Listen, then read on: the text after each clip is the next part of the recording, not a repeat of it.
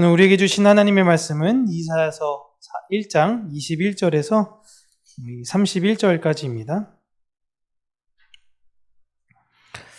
우리 함께 읽겠습니다. 신실하던 성읍이 어찌하여 창기가 되었는고, 정의가 거기에 충만하였고 공의가 그 가운데 거하였더니 이제는 살인자들 뿐이로다. 내 은은 찌꺼기가 되었고 내 포도주에는 물이 섞였도다.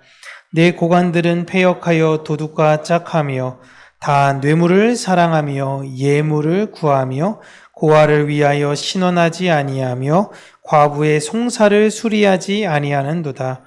그러므로 주 만군의 여호와 이스라엘의 전능자가 말씀하시되, 슬프다. 내가 장차 내 대적에게 보응하여 내 마음을 편하게 하겠고 내 원수에게 보복하리라.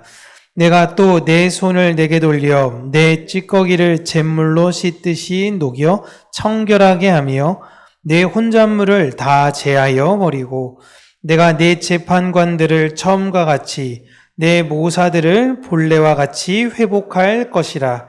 그리한 후에야 내가 의의 성읍이라 신실한 고을이라 불리리라 하셨나니, 시온은 정의로 구속함을 받고 그 돌아온 자들은 공의로 구속함을 받으리라. 그러나 패역한 자와 죄인은 함께 패망하고 여호와를 버린 자도 멸망할 것이라. 너희가 기뻐하던 상수리 나무로 말미암아 너희가 부끄러움을 당할 것이요, 너희가 택한 동산으로 말미암아 수치를 당할 것이며, 너희는 잎사귀 마른 상수리 나무 같을 것이요 물 없는 동산 같으리니, 강한 자는 사모라기 같고 그의 행위는 불티 같아서 함께 탈 것이나 끌 사람이 없으리라. 아멘. 오늘은 버리지 못하는 부모의 마음이라는 제목으로 우리 이사야 말씀, 우리 사랑하는 성도님들과 함께 나누도록 하겠습니다. 이사야서 1장을 통해 우리 하나님과 이스라엘의 관계를 부모, 아버지와 자녀의 관계로 비유를 했는데요. 특별히 그 자녀의 모습이 부모 보기에 굉장히 기대에 미치지 않고 나가서 다른 사람들과 싸우고 나쁜 친구들과 어울리고, 이런 모습을 비유로 이야기하고 있습니다. 우리는 흡사 이렇게 다른 사람들과 싸우고 불량한 친구들과 어울려라고 생각하면은 아들과 딸 중에 여러분 누구로 인식하기 쉬우신가요? 아들이죠. 네. 뭐 다 우리 권사님, 장로님, 우리 다 가정에는 착실한 아들들밖에 없어가지고, 네. 근데 그런 아들과 같이 이야기를 하기도 합니다. 그런데 오늘 본문은요, 그들을 딸로 비유를 하고 있습니다. 오늘 하나님께서 말씀하신 그 탄식의 내용을 지금 시대에 맞게 이야기를 하면요, 아버지와 딸이 이제 교회를 같이 다닙니다. 그 가정이 교회를 다녀요. 딸이 교회에서 이 남자 사귀었다가 저 남자 사귀었다가 또 다음에는 또 다른 남자 사귀었다가 계속 다니는 거를 알게 됐어요. 알게 돼. 그런데 그 남자들이랑만 그냥 친하게 지내는 줄 알았는데 그게 아닌 거예요. 그 남자들이랑 갈 때까지 간 거죠. 이 남자랑도 자고 저 남자랑도 자고 저 남자랑도 자고, 교회 안에서요. 그리고 이 내용을 교회 안 모든 성도들이 알게 되었을 때의 아버지의 마음이에요. 어떠실 것 같습니까? 남성분만 대답을 하신다면 어떠실 것 같아요? 그런데 이 딸이 어렸을 때는요, 안 그랬어요. 교회에서 율동도 주도적으로 하고 친구들도 도와주기도 하고 모든 일에 열심히 하고 그랬던 아주 착실했던 아이가요, 어느 날 갑자기 이렇게 변해버린 것입니다. 그러니까 아버지의 눈에는 항상 자녀는 어린 시절 모습, 좋았던 모습이 기억이 되는데 지금에 있는 모습을 보고 너무 마음이 비통해져 버린 거예요. 지금 그 얘기를 하고 있는 것입니다. 그렇게 아버지가 딸을 보면서요, 은은 은인데 순도를 잃어버린 은이 되었고, 포도주는 포도주인데 물탄 포도주가 되었다라고 합니다. 여러분, 다시 한번 말씀드리면 이 딸이 교회에 안 나오는 것이 아닙니다. 교회에는 또 잘 나와요. 그런데 이 남자 저 남자 계속 어울리고 다니는 거야. 교회 생활도 너무 잘해. 주일날만 오는 게 아니라 주중에도 와. 계속 그러는데 이 남자 저 남자와 잘 어울리는 거예요. 차라리 여러분, 다른 교회 나가라고 하기에도 좀 겁나지 않습니까? 우리 교회도 내가 눈 보고 있는데도 이러는데 다른 데 가면 어떨까? 더 불안해. 그렇다고 교회 나오지 말라고 할 수도 없어. 하나님께서 지금 그러한 상황의 말씀을 하고 계시는 거예요. 어찌 보면 세상에서 볼 때는요, 누가 보더라도 불신자에 가까운 삶을 사는데 교회에는 열심히 나아가는 것 같으니까 신앙인의 모습은 가진 것 같은 거예요. 교회를 다니기는 다니는데 그 안이 가짜다라는 겁니다. 은은 은인데 순도가 떨어지고 포도주는 포도주인데 물과 희석된 거예요. 최근에 중국인들이 우리나라에 와가지고 짝퉁금을 판매한 문제로 굉장히 시끄러웠죠. 그 사람들이 이 금을 팔 때는 99%짜리 순도금입니다 라고 하고 팔았는데 나중에 알고 보니까 이게 60% 좀 넘는 금이었던 거예요. 그 금에는 텅스텐을 섞어가지고 가짜로 만든 거죠. 근데 여러분 생각해 보시면 그러니까 99%가 아니라도 67%의 금이 있으면 그걸 텅스텐이 아니라 금이잖아요. 그죠? 근데 그걸 사람들이 뭐라고 부르냐? 가짜 금이에요. 가짜 금. 그 금을 99%라고 이건 진짜라고 속였기 때문에 그 금이 들어있지만 가짜라고 부르는 것입니다. 가짜는 여러분 진짜의 정반대가 아닙니다. 그 안에 진짜가 있어요. 진짜 흉내를 내요. 거짓 선지자와 참 선지자는 내용을 정반대의 내용을 이야기하지 않아요. 거짓 선지자는요, 참 선지자가 이야기하는 것의 70%는 똑같이 얘기해요. 그런데 그 30%가 굉장히 치명적으로 다른 겁니다. 우리가 성경을 잘못 가르치는 사람들을 가리켜 이단이라고 얘기하죠. 그 사람들이 처음부터 다른 게 아니에요. 똑같은데 뭐가 달라요? 끝이 달라요. 그래서 이단이에요. 끝이 다르다라는 것입니다. 하나님은 하나님의 자녀가 99%의 순도를 가진 사람이기를 바라지 50%, 70%이기를 바라지 않으세요. 그런데 하나님의 자녀인 사람들은 하나님, 요 정도면 괜찮지 않아요? 그래도 저 나름대로 한 60% 정도 갖고 있는데 이 정도면 괜찮지 않습니까? 하나님이 아니야. 난 너를 99%, 100%로 만들 거야. 그러니 그 금을 어떻게 해요? 다시 또 계속 재련합니다. 계속 재련해서 정금으로 단련시키시는 게 하나님의 열심이에요. 그러다 보면 뜨겁게 그 불순물을 제거하기 위해서 고난과 역경이 성도의 삶에는 필연적으로 있어야 되는 것이죠.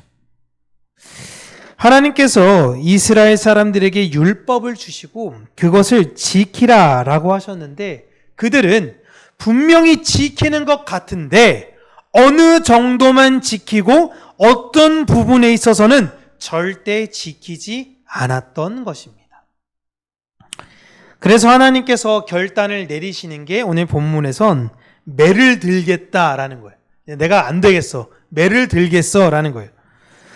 당연히 자신의 자식을 혼내시는 게 당연하지만 자신의 자식만 혼내는 게 아니라 자신의 대적을 가만두시지 않겠다라고 이야기를 하세요. 내가 혼내는데 너도 혼낼 건데 너를 꼬시내도 내가 지금 혼낼 거야 라고 이야기를 하시는 겁니다. 지금 이스라엘 안에 하나님의 자녀들이 하나님의 뜻을 따르지 못하도록 하는 존재가 있다는 말씀을 하신 거예요. 이 모습은 여러분 에덴 동산과 동일합니다. 하나님께서 에덴 동산을 만드시고요. 선악과라는 법을 세우셨어요. 그리고 하나님께서 그 법을 따르라고 하셨습니다. 그런데 마귀가 가장 똑똑한 이게 일부러 창세기에서는 간교하다라고 표현했었지만 가장 지혜롭다, 가장 명철이 있다, 극찬의 표현이에요. 가장 똑똑한 뱀을 활용합니다. 그러니까 마귀가 가장 똑똑한 동물을 활용해서 아담과 하와를 무너뜨려요. 지금 하나님께서 이스라엘을 만드셨어요. 에덴 동산과 같이. 그리고 율법을 세우셨습니다. 그리고 하나님의 뜻을 따르라고 하셨어요. 그런데 마귀가 그 이스라엘 안에, 교회 안에 가장 똑똑한 사람을 활용해서 이스라엘을 무너뜨리고 있는 겁니다. 그리고 에덴 동산에선 아담과 하와에게 징계와 권면의 말씀을 하나님께서는 하셨지만 뱀에게는 심판에 대한 말씀만 하신 것처럼 지금 자신의 자녀에게 징계와 권면의 말씀을 하시지만 자신의 대적자에게는 심판의 말씀만을 하시고 계신 거예요. 하나님께서 아담과 하와가 여자의 후손이 오게 되면 이 모든 게 회복될 거야 라고 그들에게 약속하셨듯이 이들 또한 회복시키시겠다라고 약속하십니다. 이 약속이 여러분 성경에서 계속 반복적으로 이루어져요. 내가 너희들을 깨끗하게 할 거야, 회복시킬 거야, 이 말이 계속 반복적으로 나옵니다. 하나님께서는 우리에게 원하시는 것은 하나님을 향한 그 순전한 마음이에요. 하나님의 말씀으로 인해 이 세상에서 자족하며 살고 싶다, 하나님의 말씀으로 충분하다, 그거에 인해서 감사가 나오는 삶을 우리에겐 원하시는데요. 놀라운 게 여러분, 내 안에 만족과 감사를 하기 위해서는요, 내가 감사를 하기 위해선, 만족을 하기 위해선 필연적으로 내 안에 무엇이 있어야 하냐면 결핍이 있어야 돼요. 내 안에 무언가 필요합니다가 내 마음 안에 있어야지 그게 채워지면 뭐가 되냐면 감사가 돼요. 그게 안 채워지면 여러분 감사가 일어나지 않아요. 그래서 모든 인간은 다 이 결핍을 가지고 태어나게 만드셨어요. 다만 무엇을 구해야 하냐? 하나님을 구했을 때에 만족하게 된다, 감사하게 된다라는 건데 뱀이, 사탄이 우리를 어떻게 하냐? 그건 너희의 만족을 채울 수 없다고 유혹하는 거예요. 우리는 이 세상에서 이걸 끊임없이 싸워나가며 세상의 것을 기각하고 하나님의 것을 붙들며 살아가야 되는구나 라는 걸 배우며 알아가는 자들입니다. 그래서요, 그 감사의 고백이 나오는 사람들은 삶에 있어서 자족의 열매가 나와요. 자족하는 게 중요하다라고 신약 성경에 바울이 반복적으로 얘기하는데 이 자족이 감사의 열매이기 때문에 그래요. 결핍이 있으면요, 감사가 일어나더라도 바로 옆 사람 봤을 때 다시 또 내 안에 질투와 욕심이 일어나게 돼요. 그런데 그 내 안의 결핍을 마귀는 계속 이용합니다. 더 부자가 되어야지. 왜 너만 계속 이러고 있어? 다들 저러고 있는데 너 이렇게 살 거야? 너 진짜 지금 행복해? 이렇게 계속 얘기를 해요. 그런데 여러분, 이 대상이 누구예요? 멍청한 사람이 아니라 마귀가 가장 똑똑하고 지혜로운 동물인 뱀을 활용해서 꼬시는 겁니다. 하와도 그동안 뱀과 이야기를 나눌 때 와, 진짜 똑똑하다, 어떻게 이런 생각을 해? 라는 존재가 이런 질문을 던지니까 흔들리는 거예요. 멍청한 애가 얘기해봐요. 너나 잘하세요. 그러죠. 근데 들을 만한 사람이 이야기하니까 넘어가게 되는 겁니다. 여러분, 세상에서 어떤 정말 똑똑한 사람들이 뭐 대박 날 겁니다. 그러면 지금 우리나라 주식이 아주 그냥 장이 올라가잖아요. 뭐가 갈 겁니다. 그러면 우르르 가. 이게 될 겁니다. 우르르 가. 일론 머스크가 코인 샀대. 우르르 갑니다. 코인 팔았대. 우르르 팔아요. 왜 그래요? 왜? 똑똑하니까. 저 사람이 나보다 나을 것 같으니까 화성에 집 짓겠다고 이야기하는 사람인데 그런 거예요. 똑똑한 사람들을 통해 마귀가 이야기를 하니까 이 세상 사람들이 다 넘어가는 거예요. 나는 그 길 안 갈 거야. 그때 사람들이 뭐라 그럽니까? 너 그 사람보다 똑똑해? 아니? 넌 뭔데 근데 그렇게 사는 거야? 라고 이야기하는 거예요. 이게 모든 역사가 다 똑같은 겁니다. 하나님은 하나님의 자녀들에게 성경을 읽어보시면요, 부자 만들어주겠다라고 약속하지 않으세요. 하나님은 도리어 내 안의 욕심과 욕망을 제거하시겠다라고 하세요.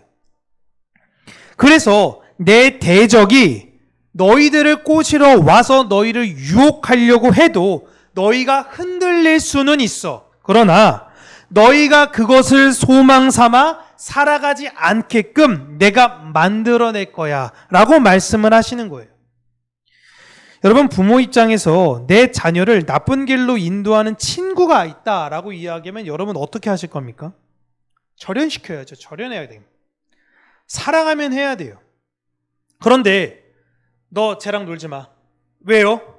쟤 빌라 살아. 이런 게 아니라 저 아이의 여러 가지 왜 사귀면 안 되는지에 대해서 지금 하나님이 다 설명해 주시잖아요.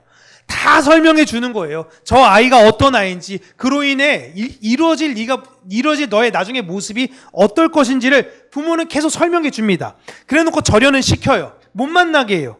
그러면 자녀는 부모의 말에 수긍을 합니까? 예, 부모님 말씀에 순종하고 걔랑 안 놀게요. 이럽니까? 아니면 어때요? 왜 저러는 거야? 왜 나 친구랑 못 놀게 해? 나 그럼 누구랑 놀라고? 상처받아요. 이해하지 못합니다. 내가 부모로부터 존중받지 못한다고 생각을 해요.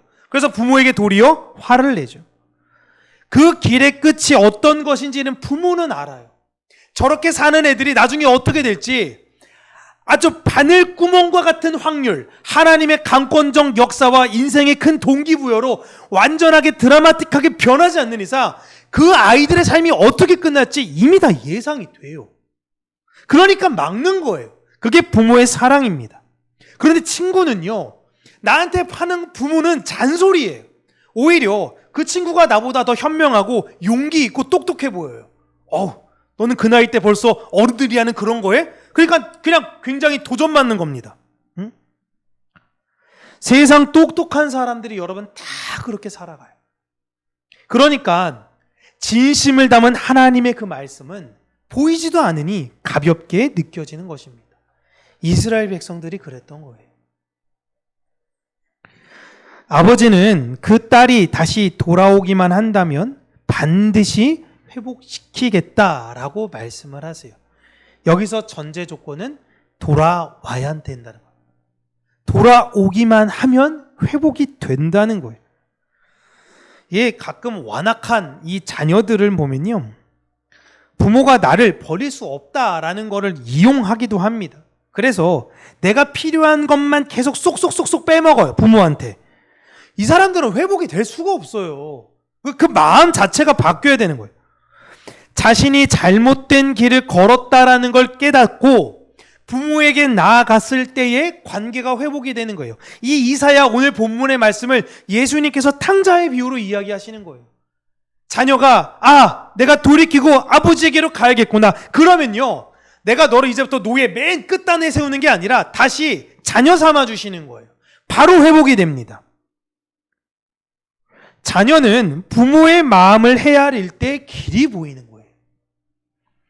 여러분, 과거에는요, 이제 시대가 겪는 게 동일해서 자녀들한테 흔한 이런 이야기를 많이 했습니다. 너도 애나 보면 내 마음 알아. 이런 이야기를 많이 했어요. 그리고 실제로도 진짜 그랬습니다. 근데 그게 옛날에는 여러분 훨씬 더 잘 됐던 게 문화가 같았어요. 농사를 짓는 부모, 농사를 짓는 남편, 농사를 지을 내 자식, 이게 문화가 계속 같으니까 비슷한 생활 습관, 비슷한 관습 안에서 부모가 느꼈던 걸 자녀가 그대로 느끼고 자녀도 그 자식들이 또한 그대로 느끼게 됐던 거예요. 근데 여러분, 지금은 시대가 완전히 달라졌습니다. 할아버지들이요, 할머니가요, 손주들의 시대를 공감하지를 못해요. 여러분, 공감하십니까?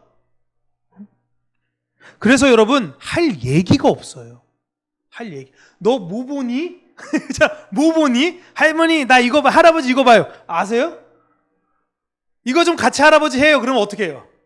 난 안 돼. 난 안 돼. 바둑이나 틀어야겠다. 이렇게 해서 안 돼요, 여러분. 예전에는 어린애들이 가서 할머니, 할아버지 옛날 얘기해 주세요. 이거잖아요. 옛날에는 이런 게 있었고, 그리고 아버지 볼 때 이해 안 되는 게 있어요. 아버지는 왜 농사를 할 때 할아버지 저거 어떻게 되는 거예요? 그러면 할아버지가 훨씬 더 많이 알고 계시니까 얘기해 줘요. 그러니까 애들한테 권위가 서요. 옛날에는. 그런데 지금은 부모의 마음을 과거만큼 이해할 수가 없는 시대가 됐어요. 너무너무 슬픈 시대가 되고 있어요. 여러분, 이제 제가 우스갯소리로 아내와도 이야기하는데, 소영이가 결혼하고 아이를 낳으면요, 우스갯소리로 이런 얘기합니다. 엄마 때는 사람이 운전했다면서? 이런 얘기를 하는 거예요. 사람이 운전을 했대? 아니, 그 위험해서 어떻게 사람이 이걸 운전해? 어떤 시대가 될지 몰라요. 집에 그냥 로봇 가정부가 있을 수도 있는 시대가 어떻게 예상도 안 돼요. 또 저 또한 할아버지가 되면 공감이 하나도 안 되는 시대가 될 거예요. 진짜 여러분, 지금 아이들은 너무 슬픈 시대를 살고 있어요.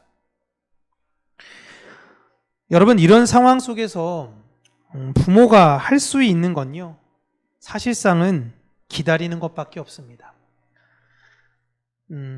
떠나간 둘째 아들이 있을 때 아버지가 했던 건 아들이 잘 올 그 어귀를 늘 바라보며 매일같이 아들을 기다렸던 거예요.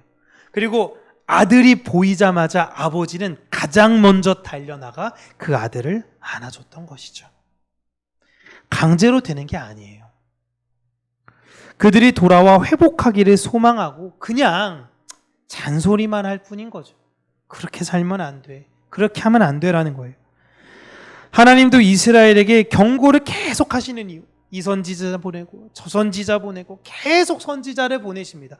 그런데 맨 마지막에 아들까지 보내셨어요. 그런데 그 포도원에 있었던 포도원 지기들이 그 아들을 어떻게 했냐면 죽였습니다. 이게 우리의 참 패역함인 거죠. 마음 같아서는 진짜 버려버리고 싶을 때도 많으실 것 같아요, 우리 하나님께서. 그렇지만 하나님은 포기하지 않고 제발 돌아오라 라고 권면하고 계십니다. 오늘 본문을 우리가 개역개정으로 읽으면 좀 많이 무서워요. 막 그냥 내가 막 패역, 찌꺼기 막 어떤 걸 내가 가만 안 두겠어 이야기하니까 그러는데, 여러분, 부모로서 자녀에게 극도로 화났을 때를 생각해 보시면 돼요. 막 쏟아내는데 그게 사실상은 내 안에 있어서의 감정을 얘한테 다 쓰레기통으로 버리는 게 아니라 네 행동과 마음이 돌이키기를 바라는 부모의 마음 아닙니까? 우리 아버지가, 우리 하나님이 그러시다라는 것입니다. 그리고 놀라운 건 하나님께서 이 말씀을 한 대상들은 하나님을 안 믿는 대상들이 아니잖아요. 하나님을 믿는 사람들. 오늘도 예배를 드리고 오늘도 헌금을 하고 오늘도 봉사를 하는 사람들. 분명히 그 안에 복음은 있는 것 같은데 그게 60% 70%밖에 되지 않는, 순전하지 않는 것에 따른 책망이신 거예요. 여러분, 우리도 혹여나 예배를 안 드렸다, 봉사를 안 했다, 헌금을 하지 않았다, 이런 것이 아니라 이런 걸 다 하지만 그런데 내 삶에서 예수의 모습이 보이지 않는다면 하나님은 여전히 안타까워하시는 것이죠. 하나님이 율법을 주신 것은 그 율법을 토대로 사랑을 하라라고 하신 것이지 율법의 글씨를 지키라는 것이 아닙니다. 예수님께서 우리에게 십자가를 주신 것은 그냥 십자가를 세워놓고 잘 보라는 것이 아니라 그 십자가의 의미를 알고 살아가라라고 이야기하신 것이죠. 내 욕심과 욕망에 빠져 사는 것이 아니라 감사와 자족의 마음을 알아 그 마음으로 살아가는, 그래서 하나님 보시기에 99%의 자녀들이 되는 저와 여러분들 되시기를 주님의 이름으로 축복합니다. 기도하겠습니다. 참 좋으신 하나님 아버지, 우리를 향해서 외치시며 하나님의 사랑을 끊임없이 우리에게 말씀하시는 그것을 우리가 조금 더 일찍 알게 되게 하여 주시고 그 아버지에게로 돌아가는 하나님의 자녀들이 되게 하여 주시며 지금도 예배와 신앙의 형식에 갇혀서 살아가는 것이 아니라 하나님의 마음을 가지고 살아가는 자들이 되게 하여 주시옵소서. 주님을 의지하는 자가 되게 하여 주시고 주님만을 바라보는 자가 되게 하여 주시며 어떤 상황에서든지 무엇이든지 주님을 먼저 향하는 우리 평강교회 모든 성도님들이 되게 하여 주시옵소서. 때로는 살다 보면 많은 일로 실망하고 넘어질 수 있습니다. 그러나 좌절하지 아니하고 오직 하나님만 생각하며 하나님의 뜻을 붙잡으며 걸어가는 우리들의 인생이 되게 하여 주시고, 우리도 우리의 인생에서 부모의 역할을 하며 사는 것처럼 우리의 부모이신 아버지 하나님의 마음을 깨달아 알아 이 세상에 하나님의 마음을 가지고 이웃을 향한 따뜻한 마음으로 살아가는 우리 평강교회 모든 성도님들이 되게 하여 주시옵소서. 예수님 이름으로 기도합니다. 아멘.